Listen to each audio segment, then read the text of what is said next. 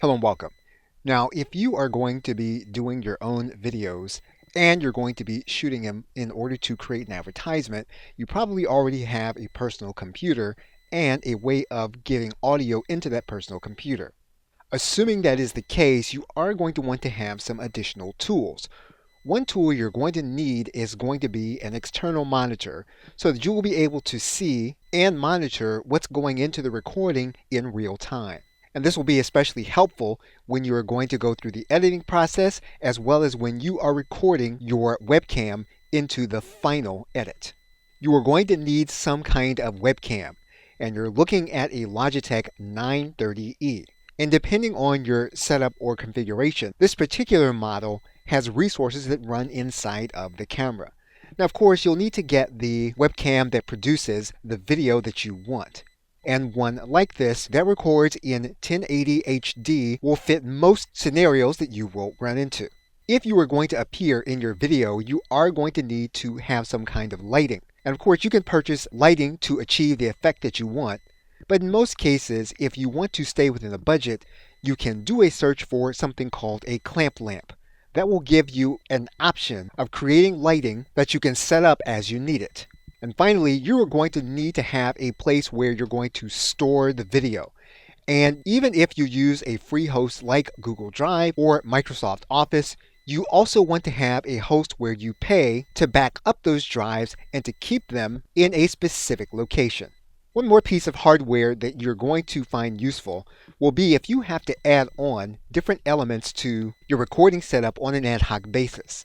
If that's the case, depending on what your computing system does, you're going to need to have a way of connecting to multiple hardware systems.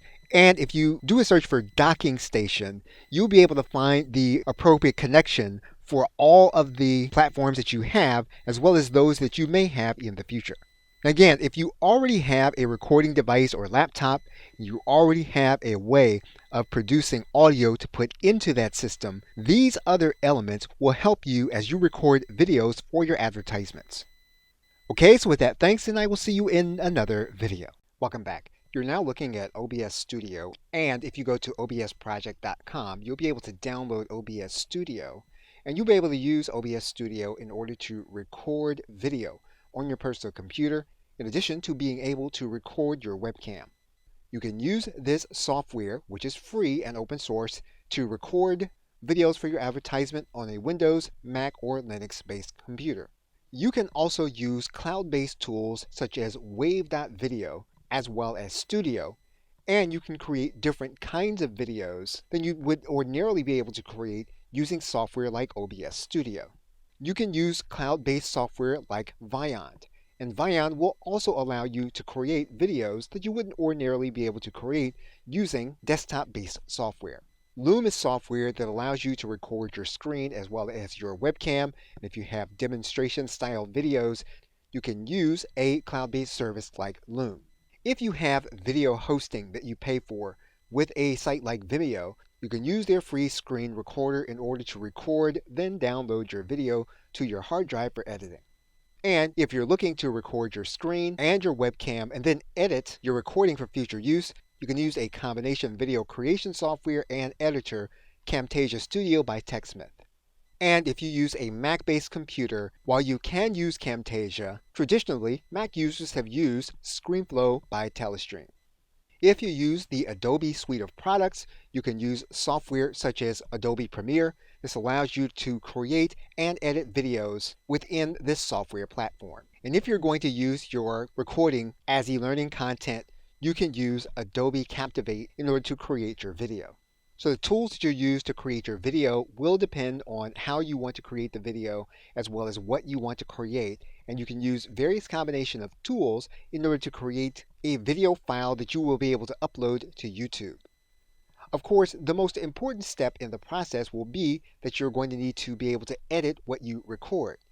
And to do that, you're going to need editing software, and we will look at that in the next video. Okay, so with that, thanks, and I will see you in that next video. Welcome back. You're now looking at the inside of Camtasia Studio. In particular, we are looking at the Camtasia Studio editor. And you are going to need to have some kind of video editor so that when you've completed recording your video, you can add the necessary touches to it so that you'll be able to initiate calls to action as well as point to specific areas of your web presence for people to visit. For example, we're looking at the timeline to this particular video that we are editing, and in Camtasia, you're able to add what's called a callout.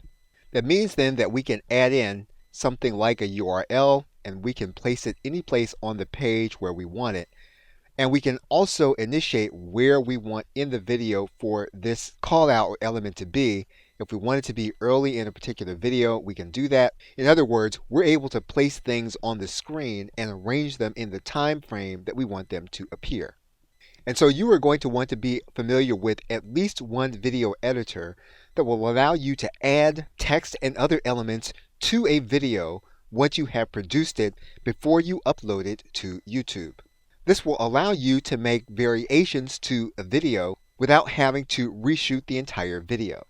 For example, we can change the text on our callout so that it is something different for a different kind of video where we are still using the advertising platform. However, we are directing the video in a different way even though we're using the same footage and video. And so regardless of which video creator that you use, you are going to want to have basic editing skills inside of some editing software for your desktop.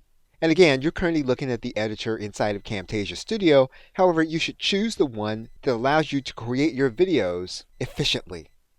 Okay, so with that, thanks, and I will see you in another video. Welcome back. In order to maintain contact through the advertising process, you will want to have some kind of email service provider. We are now looking at MailChimp.com, and it is one company among many that will allow you to collect contact information from the individuals that are interested in your advertisement. You will want to select a company like MailChimp and then set up an email marketing list. Typically, an autoresponder company will allow you to send emails, create landing pages, and then put embedded forms on a specific website to capture names and email addresses into a database. Once you have access, you can begin to create different sign-up forms for customers to become part of your email marketing list. You will be able to manage that list with different segments so that you can determine how an individual came to you and then how you want to market to them. This is going to involve the tag process. And so basically what you're going to want to do is every time someone comes in from a different method into your marketing funnel, you want to have that individual noted with a specific tag. And this practice does exist in all autoresponder or email service provider companies. Every company has what they call automations, and this allows you to send automated emails based on the behavior of individuals that come into your email marketing list. It also allows you to send a retargeting or remarketing ad to the individuals based on their behavior. So what you'll want to do is to start the process by selecting an email service provider and then creating a specific list in order to manage contacts as they come in through various advertisements as well as various purchases. Okay, so with that, thanks, and I will see you in another video. Welcome back. One tool inside of most autoresponders is your ability to be able to create different landing pages for different kinds of advertisements and different kinds of campaigns. You'll notice here inside of the MailChimp autoresponder, we can create a specific landing page for a specific campaign and a specific advertisement. For example, in MailChimp, we can specify the specific list that we're going to be working with, and we can give the landing page an internal name. We can then begin the process. Now in MailChimp, there are specific templates that are available, and the availability of templates will vary for specific autoresponder companies. In this case, we're going to select a specific template. In the case of MailChimp, you can add and take out different elements for your landing page. For example, if what you want to do is you want to have fewer images, you can delete images from the MailChimp landing page. If you want to have a video in its place, you can place the video in an area where you want it to be on your landing page. In this case, MailChimp will allow you to place a YouTube link or a Vimeo link here in this specific landing page. And so in the case of this MailChimp landing page, we can add in the YouTube URL and we can customize the YouTube URL inside of our landing page given the settings that MailChimp gives us. Typically, a landing page template will have editable features that you can place into the page the text that you want. And basically, once you have created the landing page in the way you want it to be, you can then save and close the landing page. Now in MailChimp, we can give the page a title, and we do have a specific URL that resides on the MailChimp server. What you can typically do inside of your autoresponder is to connect your existing domain so that people will connect the advertisement with your specific brand. And once you publish your landing page, it will then be ready for you to send visitors to it from your advertisements. Okay, so with that, thanks, and I will see you in another video. Welcome back. One thing you'll want to do with your autoresponder company is to make sure that there is a connection between your sales system and your autoresponder company. You are now looking at thrivecart.com, and we're looking at Thrivecart because it is a shopping cart that operates in the cloud. One thing that may impact which shopping cart you use, as well as which autoresponder company you use, is whether there is a connection with the sales system and the autoresponder company. For example, Thrivecart as a shopping cart has a number of integrations.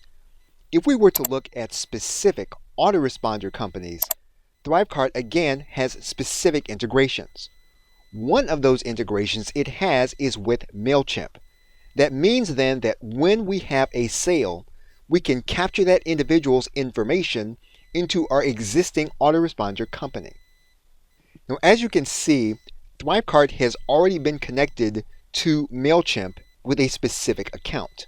Now, for the sake of this video, we are going to disconnect the account and then reconnect it so that you can see the entire process. What you can now see is that we are going to then authorize Thrivecart now to work with MailChimp. So what we're going to do is we're going to click Authorize with MailChimp. When we click the Authorize button, we're then sent to MailChimp in order to log in order to make the authorization. We will now need to give permission to MailChimp to connect to our shopping cart. We're going to click Allow. What you'll notice now is that inside of our shopping cart, we are now connected to our autoresponder company. So regardless of your sales system, you want to find a way to connect to your autoresponder company. What this now means is that when we set up a product to sell in our shopping cart, we can now make sure that the individual who makes the purchase has their contact details automatically added to our autoresponder list. Because of the connection we made, the shopping cart can see inside of our autoresponder company, we can now choose the specific list where we want the contact details of the purchaser added.